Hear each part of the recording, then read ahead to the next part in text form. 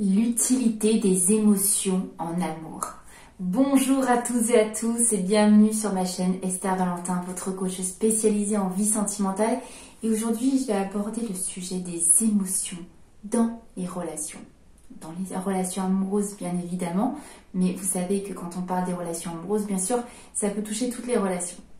Les relations amoureuses, c'est juste qu'on va toucher un stade un petit peu plus poussé. C'est comme si ça allait déverrouiller une porte, un fonctionnement qui ne s'ouvre que sous les sentiments amoureux, là où on est souvent le bien plus insécurisé, tout simplement.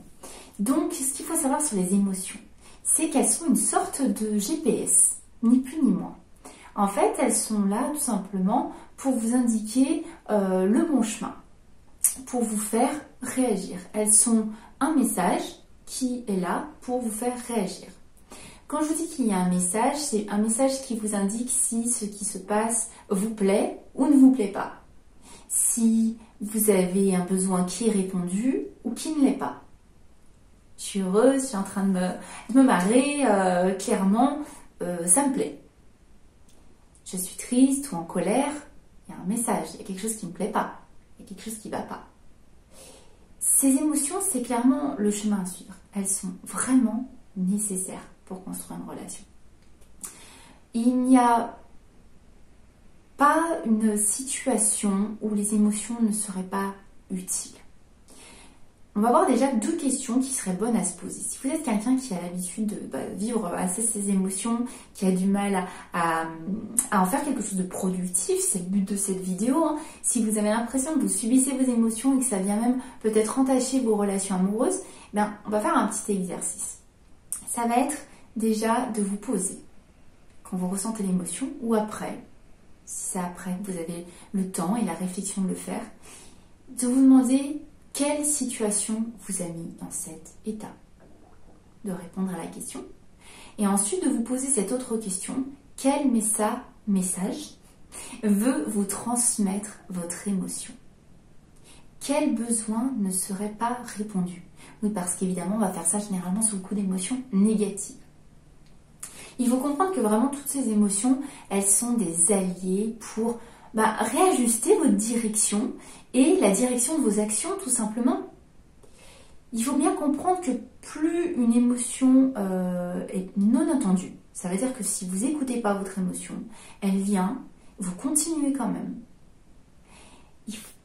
Et elle sera de plus en plus violente. Mais voilà, je ne vais pas y aller par quatre chemins. Vous n'écoutez pas une émotion, vous ne comprenez pas le message qui se cache derrière, elle reviendra.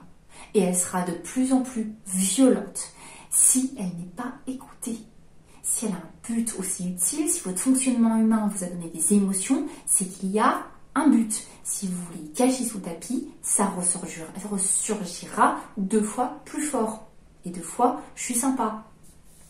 Donc il ne faut surtout pas se dire qu'on va trouver la réponse à l'extérieur par contre. C'est pour ça que je vous ai donné ce petit exercice avec des questions à se poser. Vous n'allez pas trouver votre réponse à l'extérieur. Vous trouverez la réponse en vous. Il faut prendre un temps pour écouter un message. Le message ne viendra pas dehors. Donc en fait, le but, ça va être de s'écouter pour agir. Savoir ce que ça nous indique pour remettre les bonnes actions en place. Le but va surtout pas être de communiquer ses émotions sans avoir pris ce temps d'écoute, sans même les comprendre. Ça n'est absolument pas productif. Je vous donne un exemple. L'autre, le partenaire amoureux, m'énerve, fait quelque chose qui génère une grosse émotion. Là, il vient de répondre peut-être à un message. Enfin, voilà, il y a une émotion. Quel besoin n'est pas répondu? Quel est le message? On va pas tout de suite lui dire non mais tu vas pas lui répondre à elle, ça va, elle t'écrit tout le temps, c'est n'importe quoi. C'est pas productif. Vous savez même pas ce que vous cherchez à communiquer. Là, vous êtes en train de communiquer votre émotion. Alors que si on prend 2 secondes et qu'on se dit pourquoi je ressens ça? Quel est l'événement déclencheur? Il reçoit un message de cette fille. D'accord. Ok. C'est un exemple. Messieurs, ça peut être pour vous, mesdames, peu importe. Il reçoit un message de cette fille. Ok. Qu'est-ce qui se passe? Je sens que je suis en colère, je sens que je suis triste. Qu'est-ce que ça signifie? Est-ce qu'il y a un besoin qui n'est pas répondu? Je ne me sens pas rassurée, je me sens en insécurité. Est-ce que c'est parce que moi, il ne me rassure pas assez? Est-ce que c'est parce que j'ai une insécurité face à la relation? Qu'est-ce qui se passe? Vous voyez, c'est déjà beaucoup plus productif et votre communication sera bien plus productive. C'est beaucoup plus bienveillant et beaucoup plus sain pour la relation d'aller dire à l'autre, écoute, moi cette personne, je la trouve très intrusive, je trouve que c'est fréquent, c'est quelque chose qui vient toucher à beaucoup d'insécurité chez moi, je sens vraiment que il y a un risque qu'elle soit très engagée émotionnellement, cette fille, j'aurais besoin que tu mettes plus de barrières. Je vous dis pas que c'est la communication idéale non plus, je vous dis juste qu'entre la première version que je vous ai faite sous le coup de la colère et là, le message est beaucoup plus clair. Beaucoup plus constructif pour votre relation, beaucoup plus enrichissante. On peut grandir là. Pas sous les coups des reproches et de la colère, ça on ne grandit pas. Donc prenez vraiment toujours un temps avec vous, en face à face avec vos émotions et ça vous créera des meilleures relations. Si vous ne les aviez pas, ces émotions, vous ne sauriez jamais si vous êtes dans la bonne direction. Si vous ne ressentiez pas de la tristesse ou de la colère, vous ne sauriez pas que vous n'êtes pas en train de répondre à des besoins ou qu'il y a quelque chose qui ne va pas pour pouvoir réagir. Donc quand on ressent constamment de la tristesse ou de la colère et qu'on ne change pas ses actions, ça reviendra constamment. Et là, j'ai des personnes qui généralement en coaching me disent ça fait 1 an que la personne par exemple ne veut pas s'engager, mais à chaque fois qu'il revient, je réponds et on se remet ensemble et il repart et il revient, etc. J'utilise un exemple que j'ai récemment. Et je suis constamment dans la souffrance, constamment, je suis triste. Et oui, l'émotion ne peut pas s'arrêter puisque la situation se reproduit non-stop. Elle est là pour t'indiquer qu'il y a quelque chose qui ne va pas, pour qu'enfin tu changes ta manière d'agir. Les émotions négatives sont là en train de nous hurler, s'il te plaît. Je vais tellement te déranger que tu vas être obligé de faire quelque chose de différent pour changer la situation. Pour ne plus me ressentir. C'est quand même extrêmement intelligent. Alors je sais, c'est pas très agréable de ressentir certaines émotions. Mais si elles n'étaient pas là, on ferait certainement n'importe quoi et on répondrait jamais à notre besoin et on serait pas heureux. Donc voilà, voyons le bon côté de ces émotions. Je vais finir avec un petit exemple pour que vous compreniez bien le cheminement de ce message. Je suis triste. Il ne s'investit pas. Ne pas lui courir après en cherchant à combler vraiment cette tristesse. Là, ce serait une réponse extérieure à vos émotions.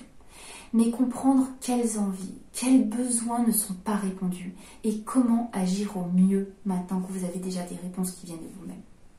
Ça reprend un petit peu le modèle que je vous ai dit avant. Ça veut dire qu'au lieu d'aller courir derrière l'autre constamment pour essayer de combler cette émotion, plutôt que se poser et se dire « Attends, la situation ne me rend pas heureuse, il ne s'investit pas. Je n'ai pas besoin d'une personne qui ne s'investit pas, je souhaite une personne qui s'investisse.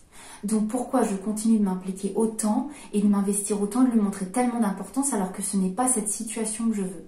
C'est un exemple. Et ça vous permet comme ça de savoir pourquoi vous allez mettre un petit peu de distance, de savoir pourquoi on vous demande en tant que coach de moins vous investir au lieu de courir après l'autre. Parce que c'est un sens logique. Finalement, on essaye de décrypter avec vous. Moi, en coaching, des fois, ça m'arrive de décrypter avec vous le message de vos émotions.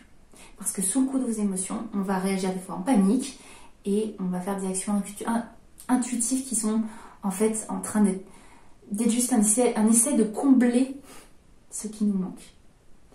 Non, vous avez déjà beaucoup de réponses à l'intérieur de vous. Donc, petit temps d'écoute des émotions et on les gratifie un petit peu ces émotions, on arrête de les détester parce qu'elles ont une forte utilité et c'est elles qui vous réajustent tel un GPS pour vous dire là c'est bon, t'es bien. Tu vois, parce que là tu sens pas d'émotions négatives, tu sens des émotions qui sont agréables, c'est bon, continue comme ça. C'est quand même intéressant. J'espère que cette vidéo vous a plu. Si c'est le cas, je vous le dis toujours, n'hésitez pas à la liker, à mettre un petit commentaire, moi ça me fait très plaisir. Et puis dans tous les cas, on se revoit très vite dans une prochaine vidéo parce que vous savez que je ne vous lâche pas de mon côté. Donc à très très vite. Bye bye.